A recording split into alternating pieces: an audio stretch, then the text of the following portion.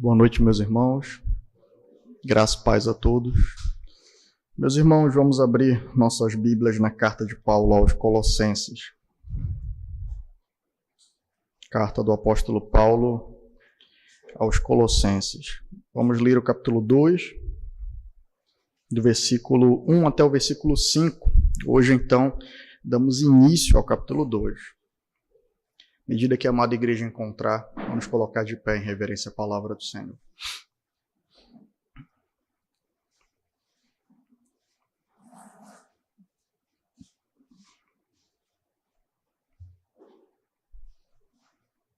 Amém. Esperar todos acharem. Colossenses 2, do 1 ao 5.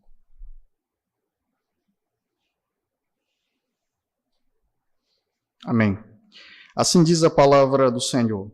Quero que saibam quão grande tem sido a nossa luta por vocês, pelos que moram em Laodiceia e por muitos outros que não me viram face a face. Faço isto para que o coração deles seja consolado e para que eles, vinculados em amor, tenham toda a riqueza da plena convicção do entendimento, para conhecimento do mistério de Deus, que é Cristo, em quem estão ocultos todos os tesouros da sabedoria e do conhecimento. Digo isso a vocês para que ninguém os engane com argumentos falaciosos. Porque, embora ausente em pessoa, em espírito estou com vocês, alegrando-me e verificando a boa ordem de vocês e a firmeza da fé que têm em Cristo. Vamos ao Senhor em oração. Deus eterno e bendito, Pai Santo, suplicamos, Senhor Deus, mais uma vez o Teu auxílio. Instrui o nosso coração com a Tua palavra, Senhor. Não está em nós, Senhor Deus, nem o receber. Portanto, opera pelo Teu Santo Espírito, Senhor. Remove, Senhor Deus, toda a dureza de coração. Torna, Senhor Deus, um solo receptivo à Tua palavra, Senhor, para que cumpramos aquilo que Tu ordena a nós em Tiago, Senhor. Que acolhamos com mansidão a palavra da verdade, Senhor, porque ela é poderosa para operar purificação, santificação, salvação. Ó Senhor, nós imploramos a Ti. Ensina-nos, Senhor Deus, sobre a guerra da vida cristã no dia de hoje, as batalhas da igreja, Senhor, e como Tu tem capacitado, Senhor Deus, os santos para enfrentá-la. É o que nós imploramos a Ti em Cristo e Te agradecemos. Amém e amém. Poder sentar, irmãos.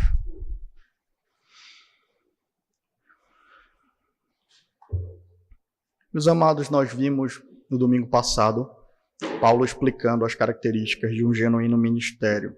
Lembramos que havia alguns falsos mestres em Colosso e por isso se fazia necessário ele explicar a diferença entre um genuíno ministério e um ministério falso. Paulo então fala sobre fidelidade na pregação da palavra.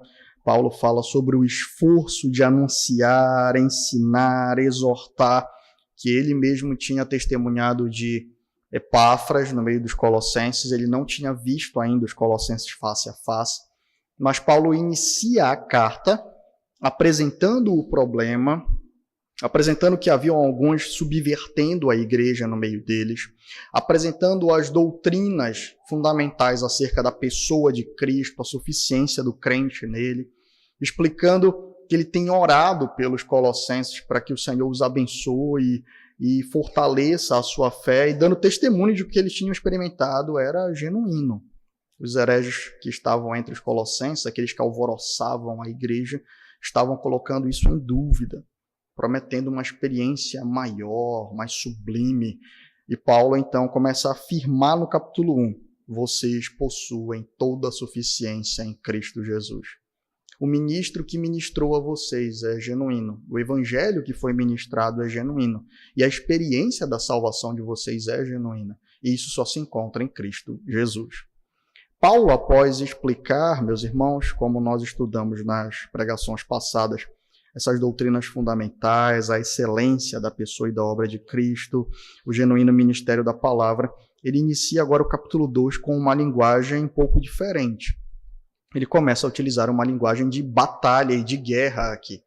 Esses cinco versículos estão lotados, eles estão cheios de expressões que dizem respeito a batalhas militares. Ele inicia o versículo 1 dizendo: quero que saibam quão grande tem sido a nossa luta por vocês, pelos que moram em Laodiceia e por muitos outros que não me viram face a face.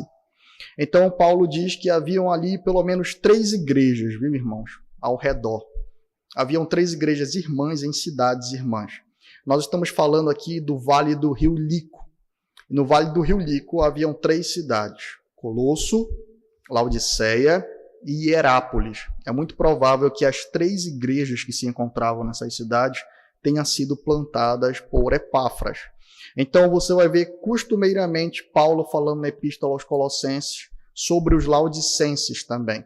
Então, como elas estavam próximas demais e eram cidades que acabavam influenciando uma a outra, é muito possível que esses homens que subvertiam Colosso, estavam tentando, na verdade, subverter a igreja de Colosso, haviam se infiltrado também na Laodiceia e na igreja de Hierápolis. Então Paulo diz: meus irmãos, eu quero que saibam quão grande tem sido a nossa guerra, nossa luta por vocês. A palavra que ele utiliza aqui é de intenso conflito, meus irmãos, intenso conflito. Paulo diz: olha, nós estamos batalhando por essas 3 igrejas. Há uma guerra acontecendo no meio de vocês e vocês precisam ficar conscientes disso. Paulo, meus irmãos, explica que ele estava batalhando pela igreja, apesar de não estar lá, de 2 formas principais. A primeira forma ele já disse para nós, por meio da oração. Paulo diz: olha, eu estou orando por vocês.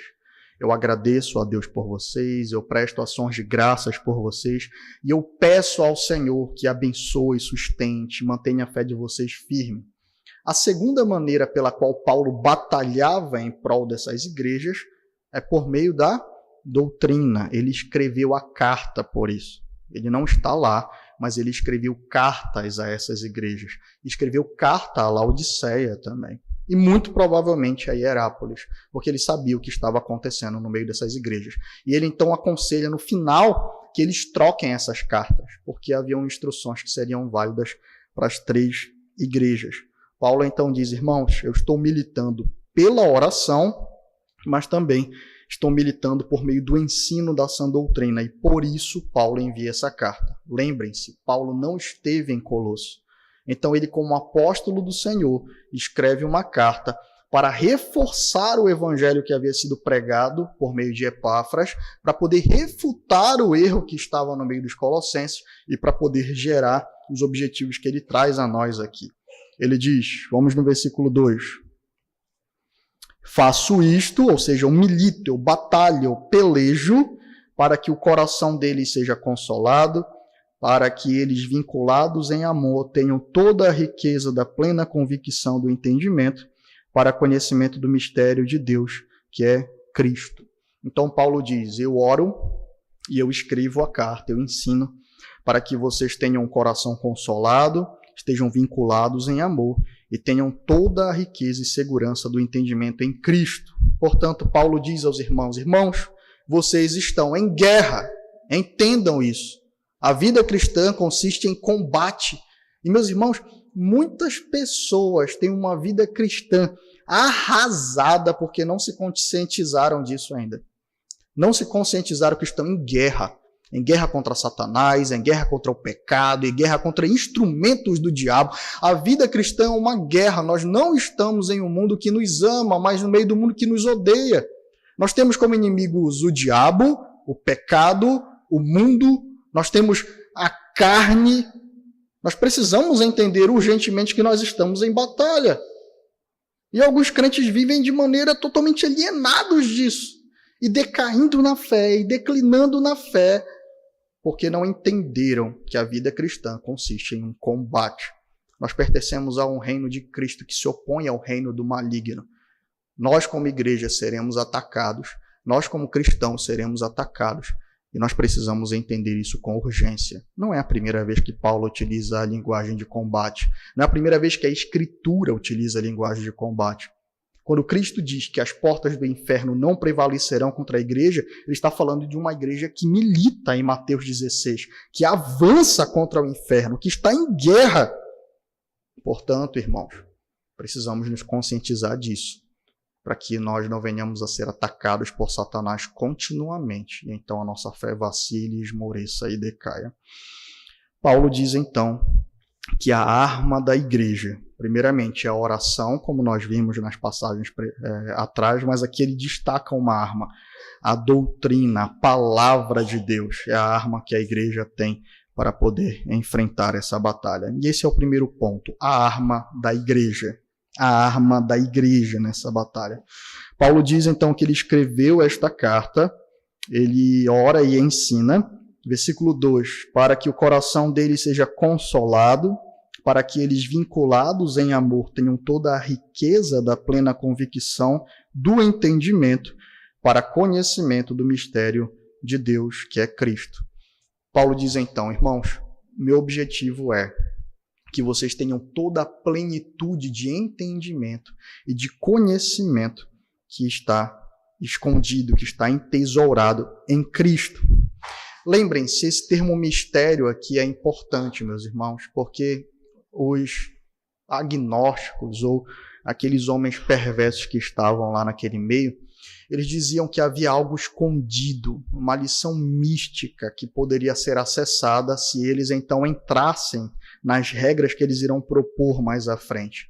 Às vezes, espancamento do corpo, culto a anjos, mistura, sincretismo religioso.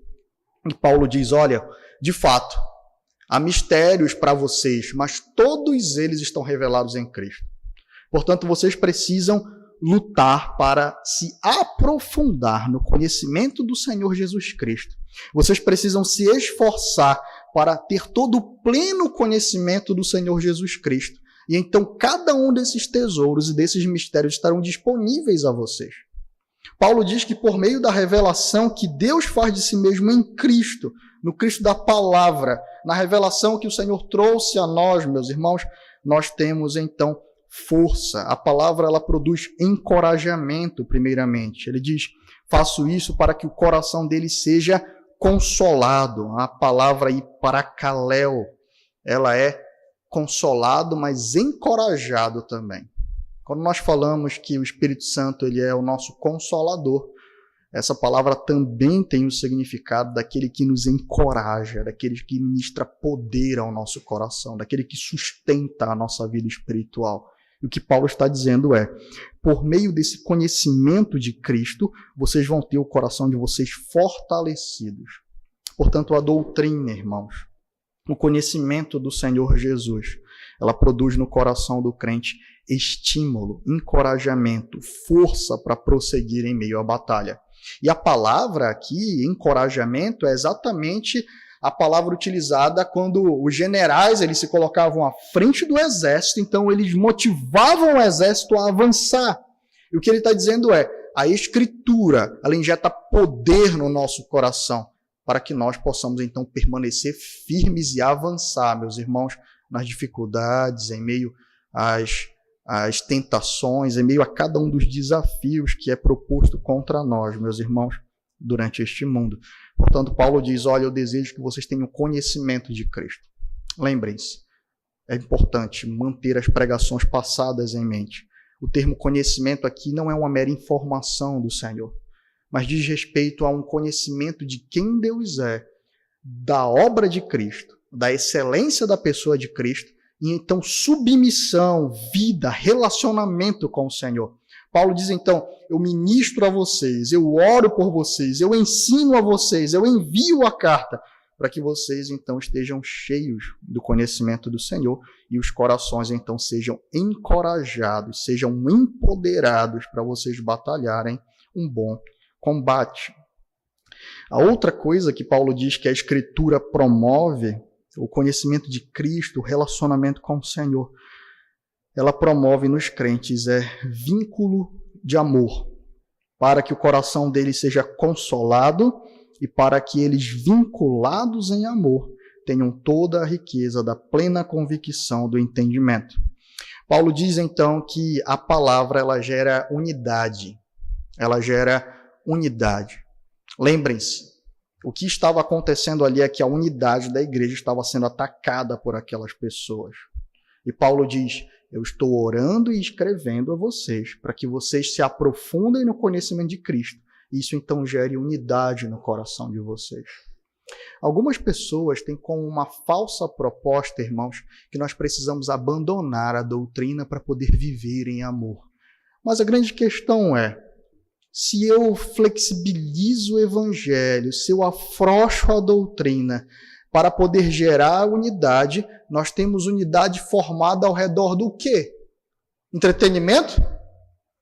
Afinidade ou palavra superficial?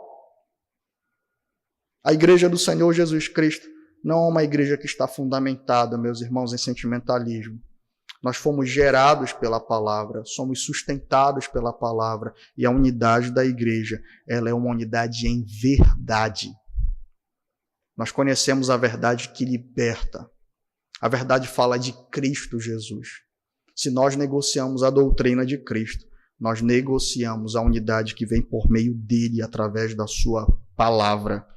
Nós não precisamos negociar a palavra. Se nós fizermos isso, nós não teremos mais nada que seja eterno, perene e permanente para manter a unidade da igreja. Nós teremos laços superficiais. Mas Paulo utiliza a expressão vinculado aqui, sabe o que significa? Soldado. Dois metais que são soldados. Ou seja, ele está dizendo que o vínculo gerado pela palavra é um vínculo extremamente forte. É um vínculo orgânico. É como se dois metais houvessem sido soldados, então, um ao outro. Ele diz, olha, eu então entrego a palavra, eu ministro, eu oro por vocês, para que vocês experimentem desse vínculo, dessa unidade, de uma unidade perene, não superficial, algo que é quebrado com a mudança de ânimo, algo que é quebrado com uma chateação. Pessoas que são removidas, pessoas que se distanciam, que cortam os laços por coisas tão minúsculas, elas têm vínculos que não estão alicerçados no Evangelho.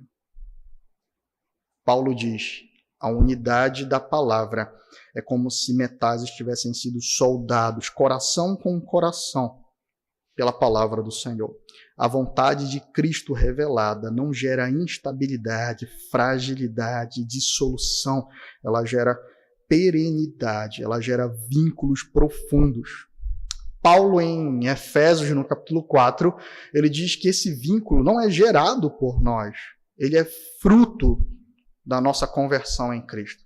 Quem gera esse vínculo é o próprio Cristo através do Espírito, mas nós somos chamados a militar por esse vínculo, a proteger esse vínculo, e nós fazemos isso por meio da palavra.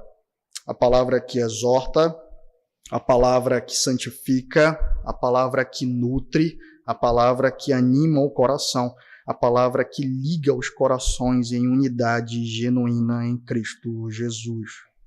Portanto, Paulo diz, a nossa arma como igreja contra esses falsos, contra esses homens que subvertem a igreja, é a palavra. Ela gera fortalecimento e encorajamento. Ela também gera unidade em amor. Então vocês estarão unidos de maneira estável, sendo conduzidos por Cristo e não de maneira superficial. Não será um vínculo fácil de quebrar. A palavra é uma arma poderosa para a unidade da igreja.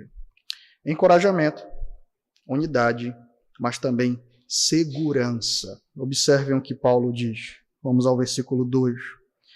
Faço isto para que o coração deles seja consolado e para que eles, vinculados em amor, tenham toda a riqueza da plena convicção. A palavra convicção aqui é segurança.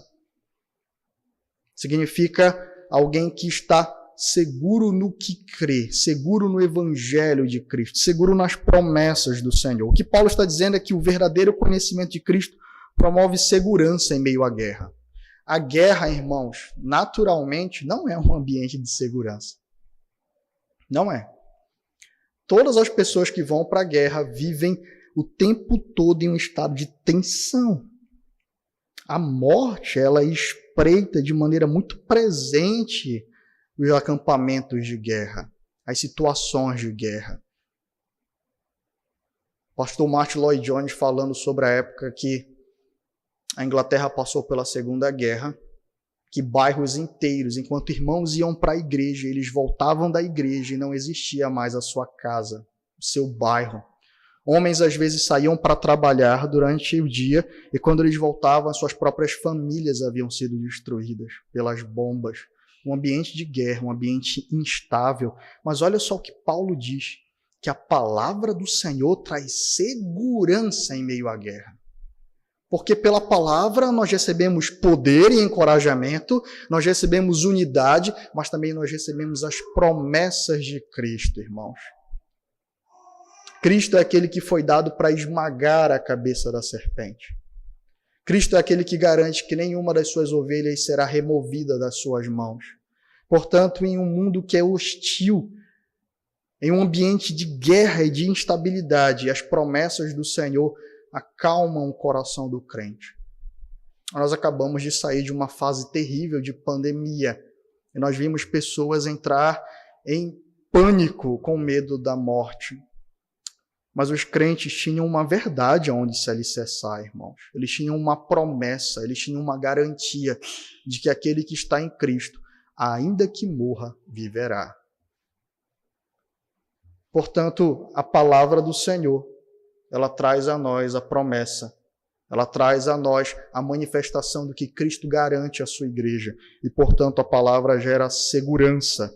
Os colossenses estavam agitados, os colossenses estavam experimentando naquela igreja local de um ambiente turbulento, mas Paulo diz, se voltem para o conhecimento de Cristo, aprofundem o seu relacionamento com Ele, para que vocês encontrem coragem, para que vocês encontrem unidade, para que vocês encontrem segurança em meio à guerra.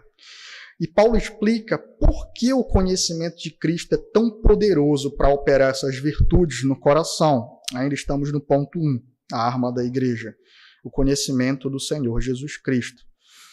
Ele gera encorajamento, ele gera unidade, ele gera segurança, porque, meus irmãos, primeiramente, ele é pleno.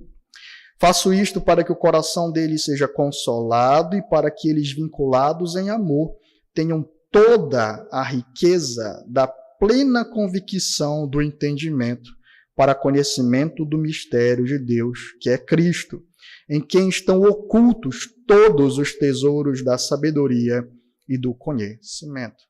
Paulo diz, primeiramente, esse conhecimento é pleno. Toda a sabedoria está em Cristo. E quando ele fala sobre sabedoria, a palavra aqui, meus irmãos, como eu disse, não é apenas informação, mas é como viver de maneira agradável a Deus. É como viver de maneira agradável ao Senhor. Paulo está dizendo, olha, vocês não precisam de nada fora de Cristo, irmãos. Em Cristo vocês têm tudo o que vocês precisam. No conhecimento de Cristo vocês vão receber condução da vontade do Senhor para viver para Ele, para batalhar contra o pecado, para enfrentar o diabo, para fazer negócio, para cuidar da sua família, para saberem como pelejar contra as tentações. Vocês acharão poder. No conhecimento de Cristo você tem plenitude. Ele preenche tudo. Tudo. É isso que Paulo está dizendo. Toda a sabedoria. Aqueles homens diziam, olha, existe aqui uma sabedoria oculta, fora do evangelho que vocês conheceram. E Paulo diz, não, em Cristo vocês têm plenitude de conhecimento e de sabedoria. Todo o poder, todos os benefícios, tudo que a sua alma precisa, ela encontra satisfação em Cristo. Esse conhecimento é pleno e rico, ou seja, o valor dele é imensurável. Não há uma proposta melhor. Não há uma voz concorrente, uma sugestão que tenha mais valor do que aquilo que está em Cristo. Nele estão os tesouros da sabedoria. Em Cristo vocês têm toda a plenitude, toda a riqueza, toda a graça, todo o benefício. Tudo o que você precisa, tudo que a nossa alma necessita, se encontra na excelência do Senhor Jesus Cristo. Paulo está dizendo, não cedam, não procurem fora do Senhor qualquer coisa que prometam para vocês. Não procurem fora do Senhor completude para a sua alma, você não vai encontrar. Na verdade, você vai desonrar o Senhor. Você estará dizendo que Ele não é pleno, que Ele não é suficiente. E Paulo diz, não, em Cristo vocês têm um conhecimento que é pleno, ou seja, preenche tudo, esgota tudo e é rico, não pode ser comparado a pobreza desse mundo. Aqueles que não têm conhecimento de Cristo, sim, estão pobres, irmãos, estão miseráveis, têm almas que estão sedentas e ainda assim se negam a se alimentar e a buscar a riqueza que se encontra no Filho de Deus.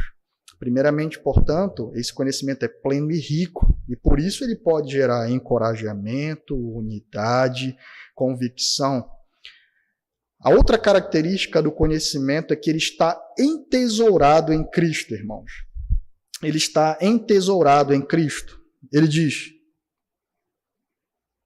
vamos à parte B aí do versículo, vinculados em amor, tenham toda a riqueza da plena convicção do entendimento, para conhecimento do mistério de Deus, que é Cristo, em quem estão ocultos todos os tesouros da sabedoria e do conhecimento. Paulo utiliza a palavra aqui entesourado, seria esse o termo. Ou seja, todos os tesouros do conhecimento, eles estão entesourados em Cristo. E a ilustração que ele utiliza aqui, viu, crianças, é exatamente de um tesouro enterrado. E o que você faz para poder tirar o tesouro que está enterrado? Cava. É isso que Paulo está dizendo. Tudo que vocês precisam estão em Cristo. Vocês precisam cavar. Estão entesourados nele. Vocês precisam se aprofundar no relacionamento com o Senhor. Assim como alguém que sabe onde está um tesouro, se alegra por isso. E o que ele faz? Ele cava. E Paulo está dizendo, você não precisa procurar, você não precisa ir atrás de um mistério e tentar adivinhar aonde há o tesouro. Ele está dizendo, eu estou dizendo para vocês, o tesouro está em Cristo. Se alguém ficar sabendo que tem um tesouro em determinado local, ele se alegra e faz o quê? Ele vai para casa dormir? Não, irmãos, ele busca o tesouro. Ele tem certeza de onde o tesouro está. Então ele cava. E ele se esforça. E ele se alegra quando encontra aquilo. E é isso que Paulo está dizendo. O tesouro está em Cristo, então cavem. Vão até o Senhor, se aprofundem nele, busquem os tesouros que ele tem disponível. Todos os tesouros estão em Cristo Jesus. E o que você tem feito com essa notícia, irmão? Como é que você tem vivido a sua vida cristã diante dessa afirmação? De que tudo que é precioso, pleno, belo, puro, santo, de que tudo aquilo que a sua alma precisa se encontra em Cristo. Você tem cavado. Você tem se aprofundado no conhecimento do Senhor. Você tem se esforçado para acessar esses benefícios para a sua alma. Se você não tem feito isso, muito provavelmente você não valoriza os tesouros que existem em Cristo. É provável que você esteja focado nos tesouros passageiros dessa terra, que os ladrões roubam, as traças corroem, e você é pobre na eternidade. Você não amontoou tesouros para si na eternidade, porque está em Cristo e você se nega a cavar. Você dedica força, sangue e suor para produzir cada vez mais dinheiro no mundo. Mas os tesouros de Cristo você deixou de lado. Não há esforço, não há dedicação, não há busca. A amargura mata o seu coração. Sua mesquinhez e ambição seca a sua alma e você diariamente se nega a ir até Cristo para então experimentar de todos os tesouros que estão escondidos nele. São inesgotáveis, são preciosos, são eternos, são dádivas para a alma. A beleza do Senhor, a glória do Senhor, o poder do Senhor, os benefícios conquistados na cruz. Nós temos consciência deles, nós temos experimentado deles, eles estão em Cristo. É isso que Paulo está dizendo, eles estão em Cristo. Quanto mais nós nos relacionamos com ele genuinamente, buscamos e nos aprofundamos, então iremos descobrir todos esses tesouros. Não há nada fora dele que precise ser buscado. Não há nada mais precioso do que ele, em que nós devemos depositar o nosso coração, o esforço da nossa alma, nosso desejo. Você hoje sabe disso. Como você pretende viver? Se você continua ignorando os tesouros de Cristo, é porque eles não têm valor para você. Você tem repudiado as dádivas do Senhor que ele tem entregue no seu Filho e não encontrará fora dele. Não encontrará. Fora dele não há vida, fora dele não há beleza, fora dele não há graça, fora dele não há nada que seja bom, porque toda boa dádiva e todo dom perfeito vem do alto e são ministrados ao coração da igreja, são ministrados à humanidade unicamente pelo Senhor Jesus Cristo e através dele. Paulo, portanto, diz: irmãos, tudo o que vocês precisam se encontra em Cristo.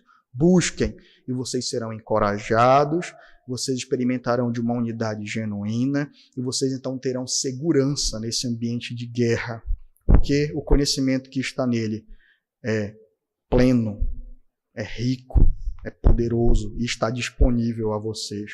Bastam que vocês cavem, está em Cristo. O segundo ponto, então, é a arma do inimigo. Nós acabamos de ver a arma da igreja, o conhecimento do Senhor Jesus Cristo. Mas Paulo fala sobre a arma do inimigo. Ele diz: irmãos, façam isto, se aprofundem em Cristo, se aprofundem no relacionamento com Ele, conheçam o Senhor, para que vocês sejam consolados, encorajados, para que vocês experimentem de unidade, para que vocês tenham segurança. Versículo 4. Digo isso a vocês para que ninguém os engane com argumentos falaciosos. Qual é a arma do inimigo? É o engano. O engano. Paulo está dizendo: a guerra que vocês estão travando é contra o engano. É contra palavras mentirosas. É contra línguas perversas e enganadoras. Eles estão tentando dissolver a igreja de Colosso. Prestem atenção nisso. E alguém pode dizer: mas só isso? É uma arma perigosíssima. Você se esquece que o engano foi a arma que Satanás usou no Éden para derrubar toda a humanidade? Foi isso que ele fez com Eva. Ele a seduziu, a enganou, mentiu, prometeu coisas falsas. O engano é a arma de Satanás e uma de suas armas principais para a corrupção do crente e da igreja.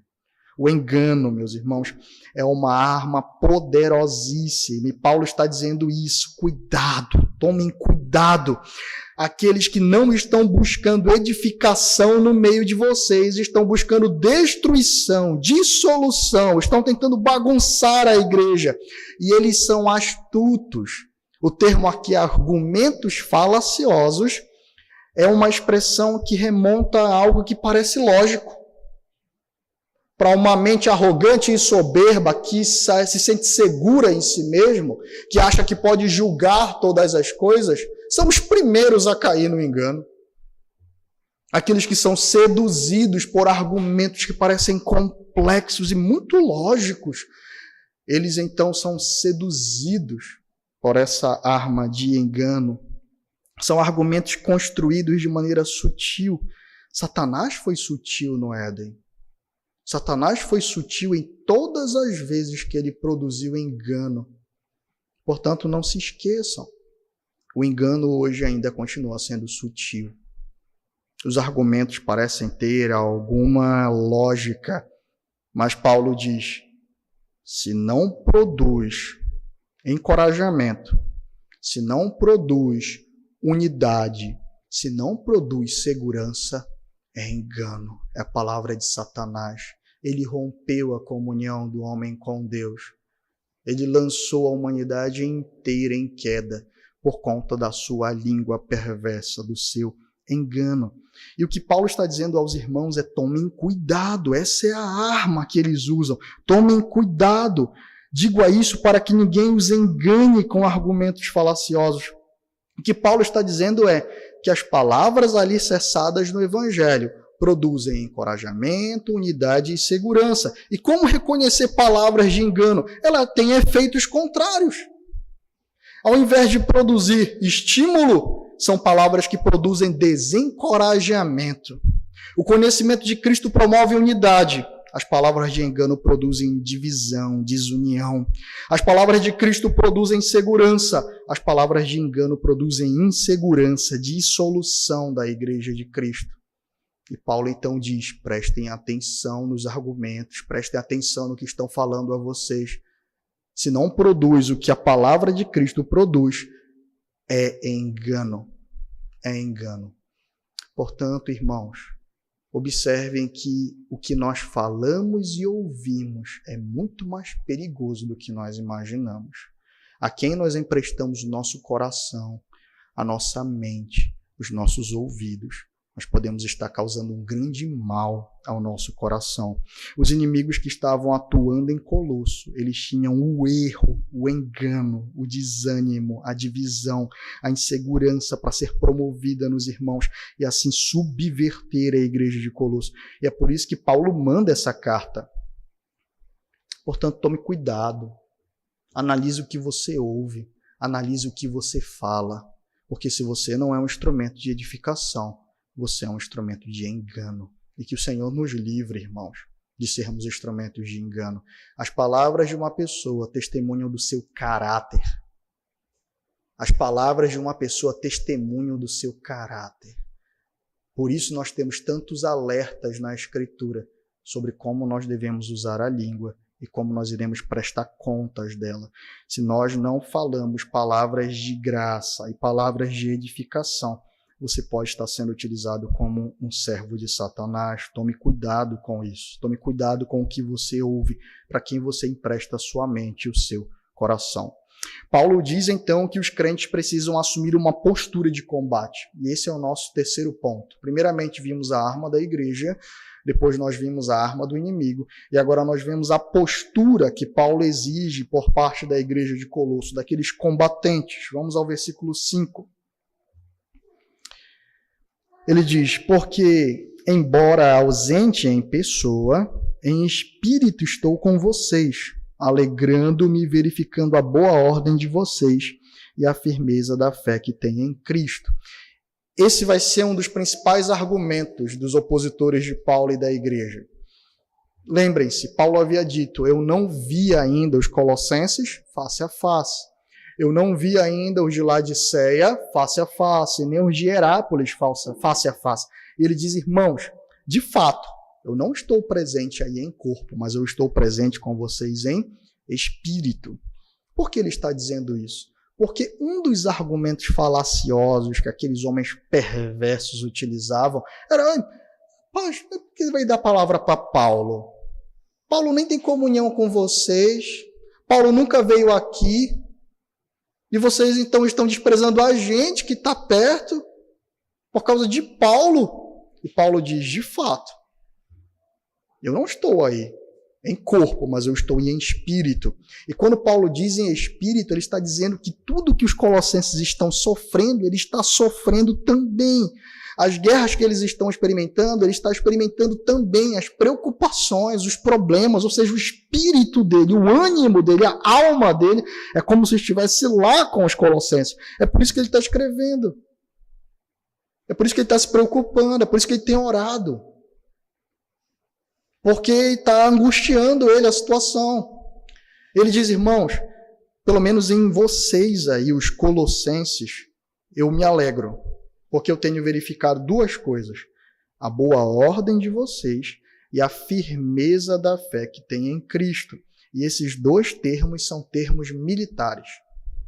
A primeira expressão, eu me alegro vendo a boa ordem de vocês, é uma expressão militar que diz respeito a uma estratégia de defesa, para manter um alto nível de defesa, não dando espaço para a invasão do inimigo. Ele está dizendo que a tropa está alinhada. Ele está dizendo, irmãos, eu estou feliz porque eu vejo que vocês estão alinhados. Eu vejo que vocês têm uma boa ordem, ou seja, o acampamento está organizado, não há brecha para ataques surpresas. Vocês estão observando o que está acontecendo com atenção. Então eu descanso e me alegro nisso. Mantenham posição. Boa ordem é isso, manter posição, vigilância. Não dá espaço para que esses inimigos ganhem terreno no meio de vocês.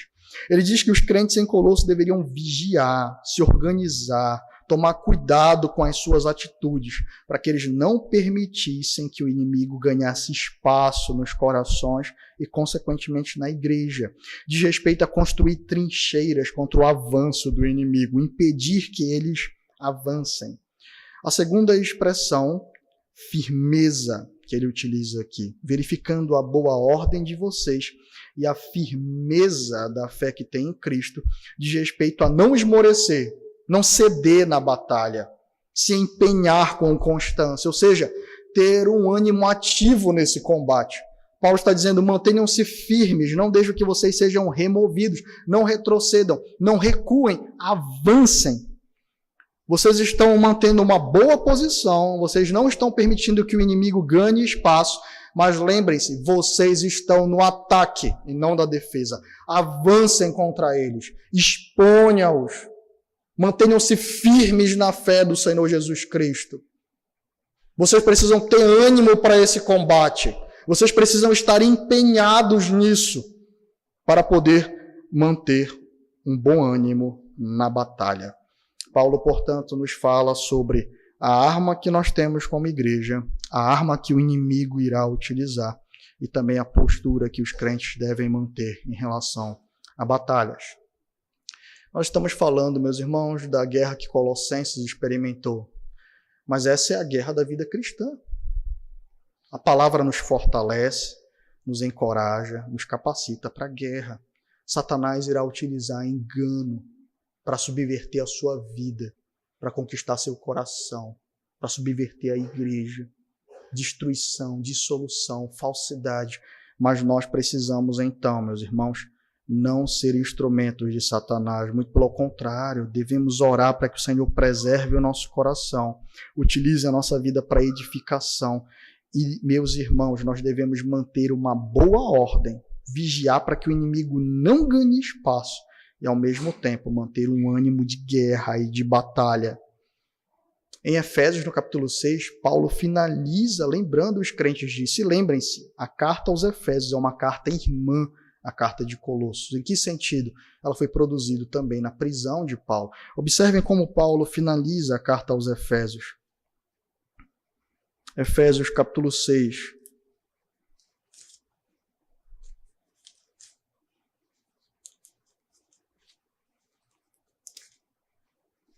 Efésios capítulo 6, versículo 10.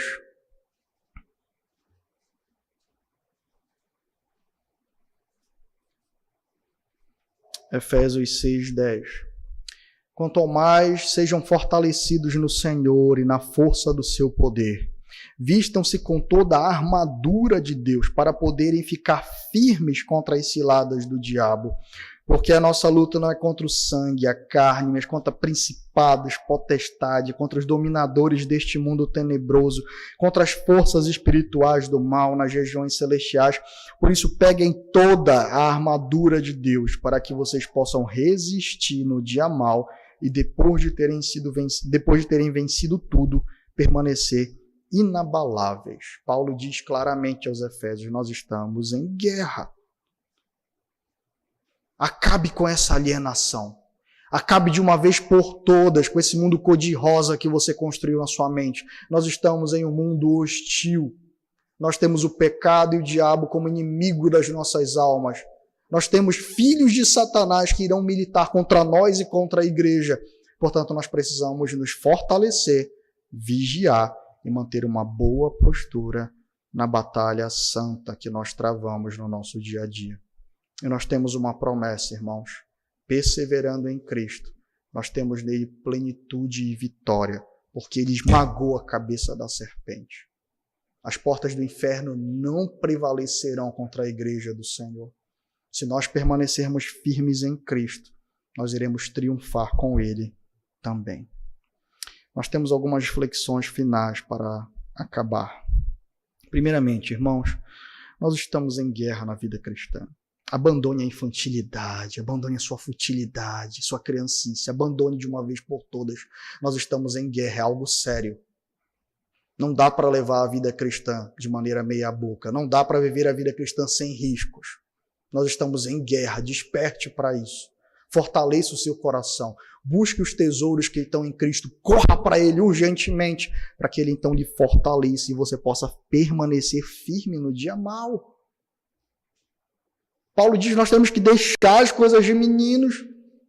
Paulo exorta aos hebreus, depois de tanto tempo vocês já deveriam ser mestres, ainda são crianças, e eu não posso avançar com vocês. Nós precisamos, como igreja, irmãos, clamar dia a dia por santificação, amadurecimento, fortalecimento. Isso está em quem? em Cristo Jesus, irmãos. Portanto, lembre-se, nós estamos em guerra. Se você ignorar isso, desprezar o alerta do Senhor, você será duramente açoitado por Satanás. Entenda isso. A segunda reflexão é que Satanás continua sendo astuto e sutil. Ele tem como principal arma o engano. Não se esqueça disso. Satanás é sutil. Satanás ganha espaço no coração e na mente de uma maneira muito bem elaborada. São argumentos falaciosos. Essa palavra falacioso, meus irmãos, significa que não são argumentos fundamentados na verdade. Eles têm um objetivo, o objetivo do que argumenta. E então o que ele quer, na verdade, é construir uma lógica e convencer e persuadir. É por isso que Paulo insiste e diz, olha, eu não fui até vocês com persuasão humana, eu fui até vocês com palavra e com poder. Ele insiste nisso porque era muito comum entre os gregos isso acontecer. Pessoas que não tinham compromisso com a verdade, eles só queriam cumprir um objetivo, conquistar uma causa, conseguir ver a sua vontade sendo feita. Então Satanás usa a mesma estratégia. Ele não tem comprometimento com a verdade e os filhos dele também não. É por isso que o Senhor fala isso para os fariseus. Vocês são filhos do diabo, porque o diabo mata e mente desde o princípio. É o que vocês fazem. Vocês mentem desde o princípio. Vocês subvertem a verdade. Vocês são astutos, sutis, têm aparência de piedade, mas não têm eficácia contra ela. Portanto, tomem cuidado. Satanás continua sendo aquela velha, antiga, astuta e sutil serpente. Não se considere suficiente sem Cristo. A terceira é, o Senhor nos deu uma arma imbatível, o conhecimento do Senhor Jesus Cristo. Quanto mais nós nos dedicamos a buscar ao Senhor, a vontade de Deus e viver em conformidade com ela, mais o nosso coração é lapidado, fortalecido e, consequentemente, a nossa igreja, a nossa família, os nossos relacionamentos.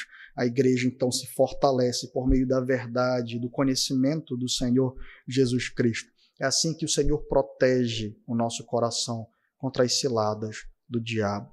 É assim que o Senhor nos dá conhecimento, discernimento espiritual. Vocês lembram disso? Foi a oração de Paulo. Nós estudamos isso nas pregações passadas. Ele fala, eu oro para que vocês tenham todo o discernimento espiritual, para que vocês usem a Escritura para provar as coisas e analisar as coisas e não se entreguem com facilidade a essas palavras. Portanto, irmãos, o Senhor nos deu uma arma poderosa e imbatível, a palavra da sua boca, contra a qual ele guerreará contra o mundo inteiro no fim dos tempos. Precisamos lembrar disso. Não temos, meus irmãos, disponível uma arma qualquer, uma arma fraca ou frágil. Não temos o poder de Cristo em nosso favor. A quarta reflexão é que em Cristo nós temos plena suficiência e todos os tesouros que a nossa alma precisa, irmãos. Nós precisamos cavar mais fundo, se comprometa com isso, em se aprofundar no conhecimento do Senhor, em abandonar todo o pecado, em trocar tudo, como Jesus Cristo fala sobre as parábolas do reino, daquele homem que localizou o tesouro, localizou a pérola e deu tudo para que ele pudesse acessá-la. Tudo está em Cristo. Clame por ele, se aprofunde no conhecimento de Cristo, busque relacionamento com o Senhor e só assim você vai crescer em graça, em força, em unidade, perseverança, confiança, poder para batalhar contra o pecado e contra o mal. Em Cristo, meus irmãos, nós temos plena suficiência para viver as batalhas. Nós não precisamos ficar amedrontados, nós não precisamos ter pavor. Em Cristo nós obtemos força e segurança. A quinta reflexão é, o que suas palavras têm promovido no coração dos irmãos? E a que tipo de gente você tem dado ouvidos? Paulo está falando claramente contra uma guerra de palavras aqui. A palavra do Senhor contra as palavras de engano. A sua boca é instrumento das palavras do Senhor ou das palavras de engano? Você fala com que objetivo? O que você semeia, semeia com que objetivo? Paulo diz que após a conversão deve sair da nossa boca tudo aquilo que for útil para edificar e promover graça. Você tem prestado a sua mente e o seu coração para quem?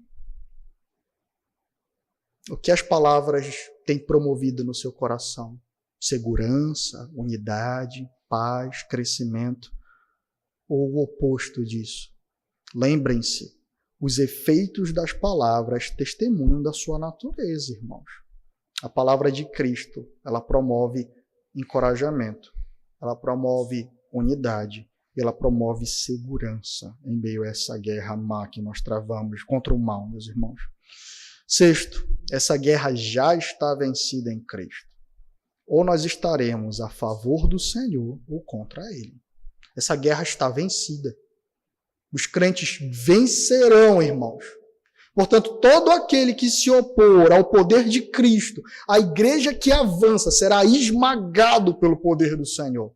Ninguém pode parar a igreja do Senhor. Ninguém pode parar Cristo. Ninguém pode parar o reino. Eles tentarão, eles se oporão, eles se dedicarão, mas eles serão atropelados em nome do Senhor Jesus Cristo. Satanás será esmagado, o mal será banido e os crentes viverão em Cristo para todo sempre, como um exército vitorioso no Christus Victor.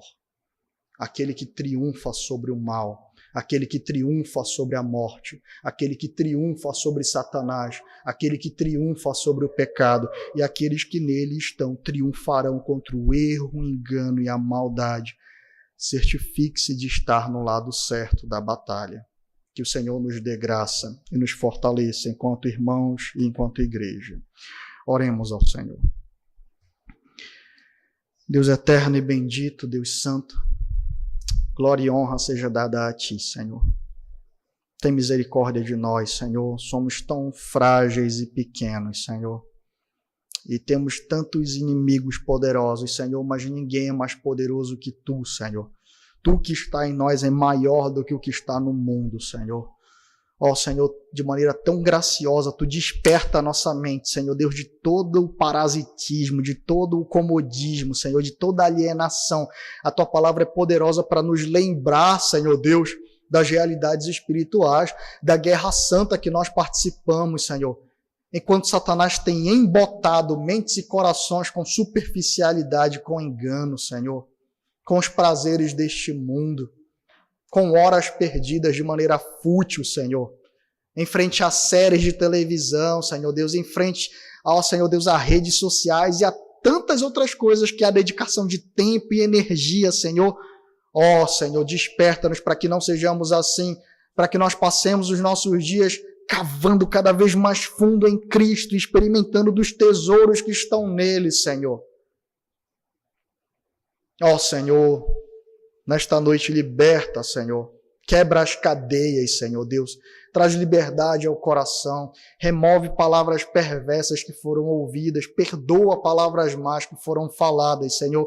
E usa a nossa boca, Senhor, para promover, Senhor Deus, edificação e santidade. Nós imploramos a Ti.